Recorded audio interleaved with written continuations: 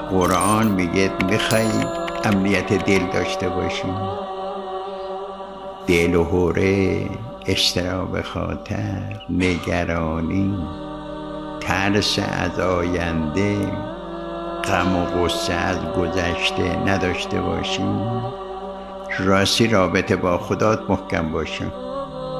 یه آیه است در قرآن، این آیه با چند تا تأکید: الا ان اولیاء الله لا خوف علیهم ولا هم یحزنون.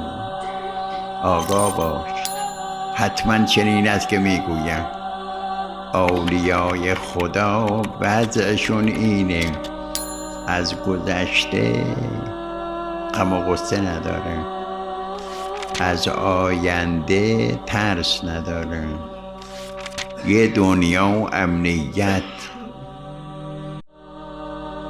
قرآن میگه میخوای امنیت دل داشته باشیم، دل و حوره، اضطراب خاطر، نگرانی، ترس از آینده، غم و غصه از گذشته نداشته باشیم، راستی رابطه با خدات محکم باشیم.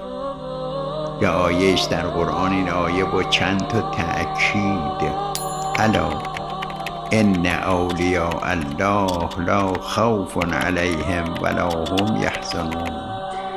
آگاه باش، حتما چنین است که میگویم اولیای خدا وضعشون اینه، از گذشته غم و غصه نداره، از آینده ترس نداره، یه دنیا و امنیت.